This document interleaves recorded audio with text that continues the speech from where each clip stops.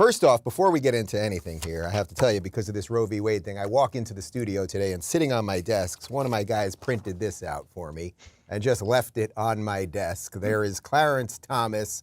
Today is obviously a very good day for him and people that like him. Yesterday was his birthday, so it almost happened on his birthday. But we got to start with Roe v. Wade being reversed. Got a little something from Town Hall to kick us off here. Breaking, the Supreme Court has overturned Roe v. Wade, returning abortion law to the states. And Libby, since you're joining us today, we often source the post-millennial, but we did it for you today. The Supreme Court on Wednesday released a ruling in the case of Dobbs versus Jackson. Oh, right, Friday. Why does that say Wednesday? That's an error on post-millennial. We just copied and pasted it. We just copy and pasted. The Supreme Court on Friday released a ruling in the case of Dobbs versus Jackson Women's Health Organization. They have overturned Roe v. Wade, which legalized abortion at the federal level. At issue in the case was whether all restrictions to abortion prior to viability are constitutional or not. The decision, a draft of which was leaked in late April, essentially overturns the landmark 1973 ruling in Roe v. Wade that federally legalized abortion. Now, the decision on whether or not abortion is legal returns to the states. So broadly speaking, I think we're all somewhat like-minded on this in that we're states' rights people. We don't like government overreach, and we do like personal choice. Jeffrey, I want to start with you here, since I know that so much of what I just said there is in your pedigree, it's in your blood. I sense you look at this as a good day. I'm glad it came out this summer rather than waiting closer to the election. My own prediction is that this whole thing is going to be not a big existential threat to privacy and human rights and everything else. All it does is devolve it to the states, and the states that have liberal laws now will continue to have liberal laws. Those that have tighter laws will continue to have tighter laws. It takes the battle back to the states, and I think everybody's going to calm down pretty soon. I would give it in 2 months, we'll realize that it's not the end of the world. The decision is right, and we can put this as a national issue behind us, and I will be very relieved for that. Wait, Jeffrey, are you telling me you're not predicting a summer of peace and tranquility when the riots are coming and they're burning cities down and CNN is telling us that it's all in the name of tolerance and diversity?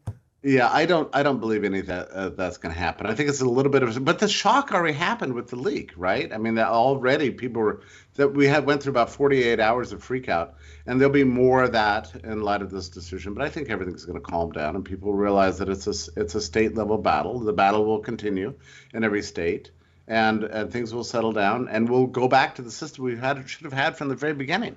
This whole issue should have been regulated by the states according to the constitutional structure. It was inevitable, if we have a Supreme Court that takes the Constitution seriously, that at some point Roe v. Wade was going to be overturned. And that's in the name of social peace. This is the right way. I think it should have happened a very long time ago. And as I say, I think we're going to have a patchwork of laws all over the country. And fortunately, the thing that's vexed us for all these decades, which is this national abortion rights struggle, can just go to the states, and you can pick your state, and some will have liberal laws, some tighter, and we'll move on as a country. That's the way the American system is supposed to function, and I think we're going to find that we're okay with it. I think people on all sides are going to be okay with it. Right. I'm going to disagree. Go ahead, disagree. Let's go. Yeah, I gotta disagree with Jeffrey.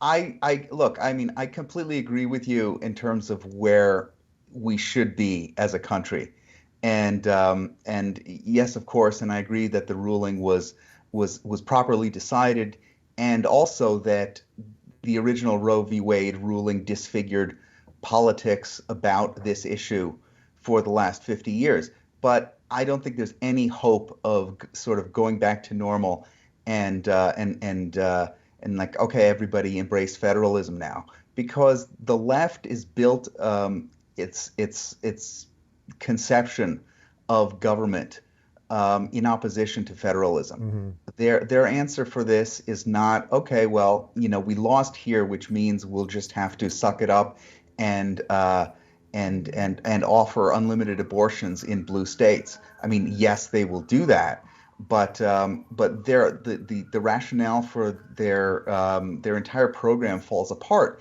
if they cannot get this done at a federal level. They want everything done at a federal level. So I think what's going to happen now is the rhetoric is going to be dialed up because they understand their activist base is smart enough, or at least the Democrats in power, let's say, are smart enough to understand that this isn't about abortion as much as it's about their entire suite of issues and really the way they wield power, the way they conceive of their wielding of power through the administrative state.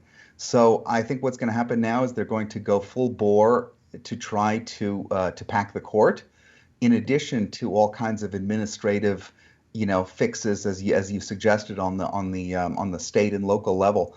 But they're going to be putting up a fight everywhere. There's no shortage of money. I think lefty nonprofits and PACs and sort of all this stuff, even dark money groups, which the left has. Everybody's going to be positioned to push this because I think they understand exactly how much of a threat this is to their entire program. So it's interesting. It's interesting because I sense, before Libby jumps in, I sense we're all probably in agreement on the idea that there was no federally constitutional guaranteed right to an abortion. It's simply not in the Constitution. So I think most people can understand that, regardless of whether you have a personal feeling that you should allow abortions for a certain period of time or not. What you guys are differing on is now how the left basically will react. So Libby, it's funny to me in a weird way because the states were already doing vastly different things on abortion. Texas already had 6-week limit.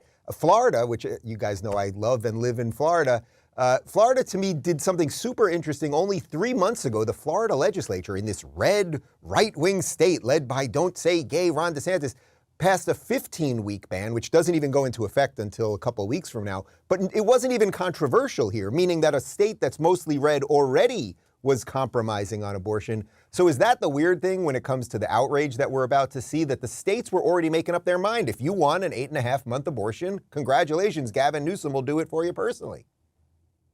Well, I think what we're going to see this summer, I think we're going to see radical, unhinged leftist feminists going out there and trying to burn stuff down. I don't think it's going to matter to them that you can get an abortion in some states and not in other states. They're going to see this as a racist, white, cis heteronormative assault on freedoms and trans rights and women's rights and every kind of conceivable thing that they can come up with. They've already threatened it. We've seen it with that group Jane's Revenge, the leaderless pro-abortion militant activist group that's, started fires and put graffiti all over the place. We've seen this, and they are poised and ready for another summer of rage. It doesn't matter to them that states can do what they want. It doesn't matter to them on gun rights that now, states can't necessarily just trounce all over 2A rights. They don't care about that either. They want what they want. They want to control other people. They want to control Americans. They want to enact their bizarre ideas of morality and these weird values that don't value life and that are not concerned with personal liberty or freedom. And that's what we're going to see. We're going to see crazy people running around in the streets all summer thinking that they have a right to destroy things just because things didn't go their way at the federal level.